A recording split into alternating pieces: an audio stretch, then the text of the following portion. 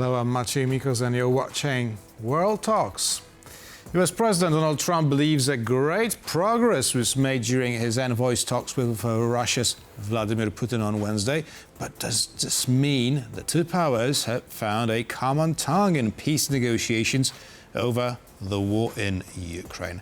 We'll discuss it with our next guest today, Peter Zalmayev, Director of the Eurasia Democracy Centre. Good evening. Good evening. So let's begin with new tariffs on Indian exports to the US. Now they are to reach a total of 50% in the next 3 weeks, because it's 25 now and 25 in the next 3 weeks. Now, is this enough to discourage India from buying Russian oil?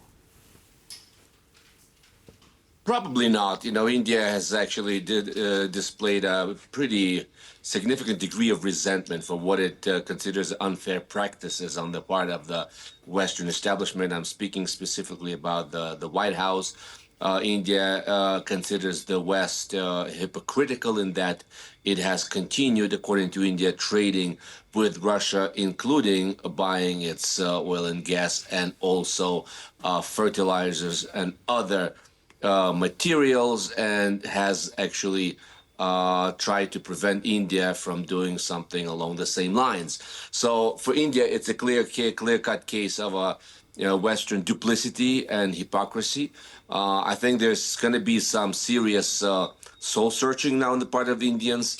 We may not see an immediate sort of backing down in the face of this sort of pressure, simply because it's a face-saving situation where, you know, India also needs to show some dignity here. But apparently, just to say that it won't matter is probably also not an accurate analysis. There have already been indications that India may be considering buying a significant portion of the American gas, hoping maybe an oil, and maybe hoping that it will be sufficient for Donald Trump in turn to cut some slack for the Indians, as he has shown, you know, flexibility before. Obviously, no American oil and gas can replace the Russian one when it comes to the significant discount at which India had been buying all this time Russian oil, and that's precisely what's been so lucrative about it. But I think there has to be found some kind of a modus vivendi with the Trump administration. Donald Trump is also hoping that, you know, India will be brought on board with his plan to ratchet up pressure, indirect pressure on Russia through these secondary sanctions. I see. So if this plan fails, if indeed India continues to buy Russian oil, you know, that it amounts to about 40% of Russia's total sales of fossil fuels. That's a big hiccup in peace process. Well, we're still unaware of the details of Steve Witkoff's 3-hour-long meeting with Vladimir Putin, but the White House reportedly says the sanctions against Russia will kick off this Friday as planned. Do you believe it will actually happen? And what measures exactly are we talking about here? Decidedly mixed messages, and on all fronts. Once again, you know, the very fact that sanctions are being placed, or tariffs are being placed on India, that, you know, some Ukrainian commentators rushed to interpret that coming on the heels of the Putin-Witkoff meeting as to mean that Trump is finally had it with Putin and he's ready to go for the jugular and make it hurt. But then you have this, and then you have the statement that, you know, sanctions are going ahead as planned. Donald Trump is obviously keeping it all under wraps. The consummate TV personality, president, made for TV president that he is. He does not want to disclose his cards and keep everyone sort of on edge, guessing what's coming next. But at the same time, then you had his statement on his Truth Social platform saying that, hey, great meeting. This was, by the way, fifth Now, meeting. let me interrupt you. Let me interrupt you here because we actually have the exact text of what Donald Trump wrote on his social media. Right. Let's take a look. My special envoy, Steve Witkoff, just had a highly productive meeting with Russian President Vladimir Putin. Great progress was made. Afterwards, I updated some of our European allies. Everyone agrees this war must come to a close, and we will work towards that in the days and weeks to come. Thank you for your attention on this matter. So now that Donald Trump says that he has informed US European allies, does this mean that the new sanctions also need the EU and Britain on board as well to work? I mean, once again, this is very confusing, right? I mean, in one breath, he's announcing that sanctions will go ahead, or at least his acolytes are saying that it will. And then he's talking about, a possible meeting with Putin, and then follows up by saying that that meeting will be followed up by a meeting with all two presidents. The three of them will meet, Zelenskyy, Putin, and Trump. How does that really work with the threat to go on or go ahead with the sanctions? The only way I think it may work is that the sanctions are toothless, that they and Putin has pretty much sent that signal that no sort of sanctions that America will bring against Russia and the trade level between the two countries is at a minimal low will have no bearing or have no impact on Putin's behavior. And if these sanctions are symbolic, maybe Putin will be able to just live with them. Having said that, Trump has promised quite a big deal here. Okay, for him to meet with Putin is one thing, and I would caution probably against doing it because that's once again rewarding bad behavior. Bad enough that Witkoff met with Putin 5 times, but for Trump to meet with him, and also I'm also fearful that once again Putin will take advantage of Trump's enthusiasm, impulsiveness, gullibility, whichever. Putin seems to be a more experienced player in any of these interactions, right? But Trump promised this tripartite, trilateral meeting, bringing together the two sides, who considers the other side illegitimate. Both Zelenskyy has ruled out from the beginning of Russia's aggression any direct talks with Putin, right? It's part of the Ukrainian law now. And Putin, conversely, considers Zelenskyy an illegitimate president because his term in office ran out and he needs new elections. So this would be actually quite a breakthrough. You would think that Donald Trump is confident he can pull it off because he's making that announcement.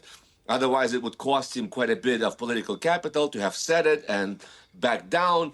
But then we've seen that Donald Trump has said many things. He's promised a lot from the get-go, from during the election campaign. Remember, he promised to solve this conflict within 24 hours. So it seems like he doesn't feel any qualms about promising the moon to his, to his electorate, to the people at large, etc. I would take everything he promises now with a grain of salt.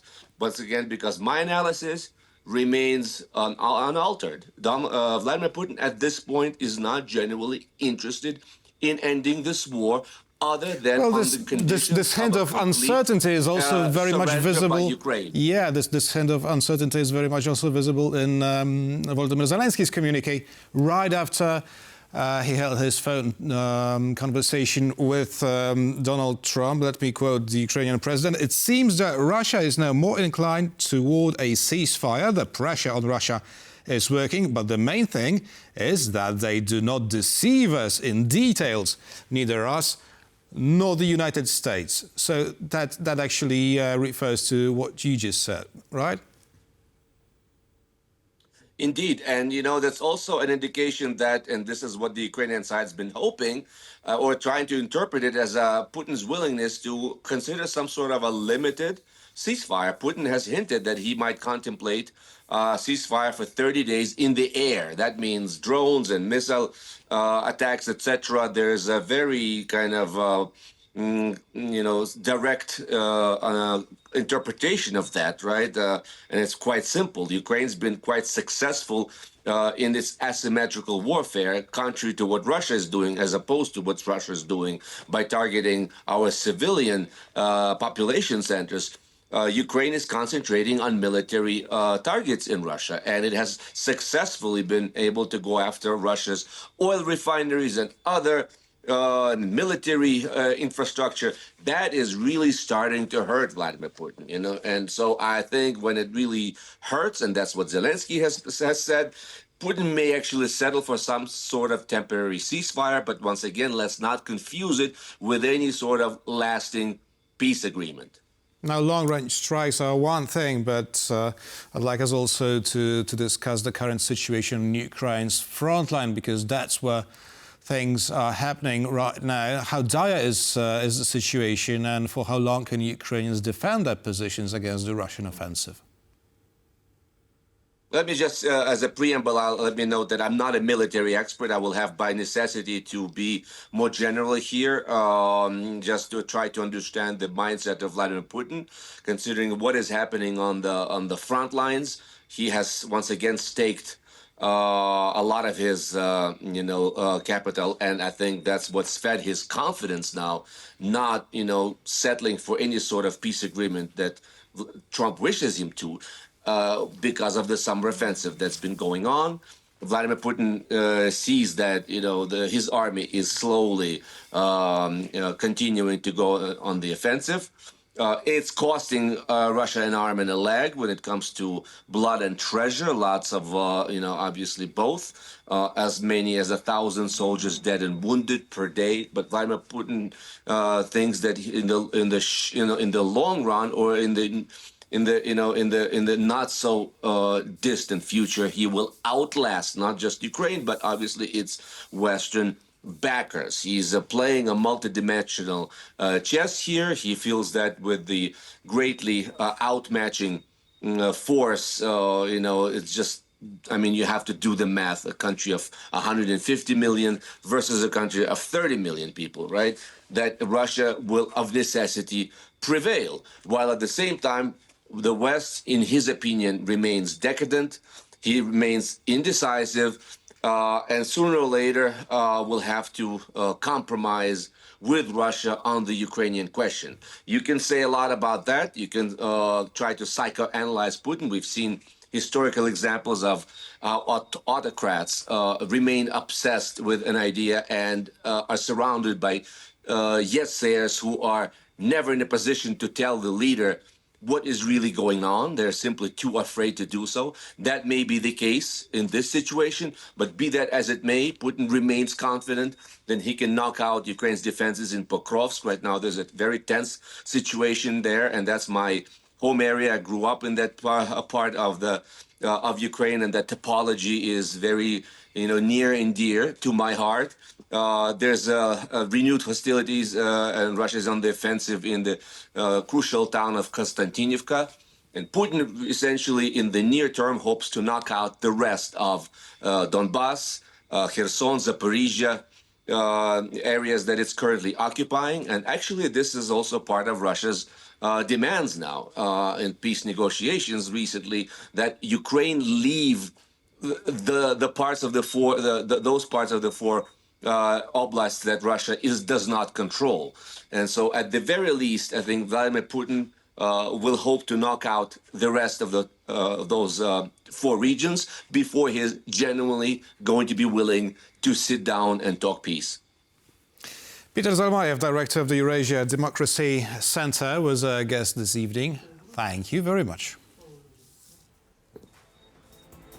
And thank you for watching, and stay with us for much more news and talks here on TVP World.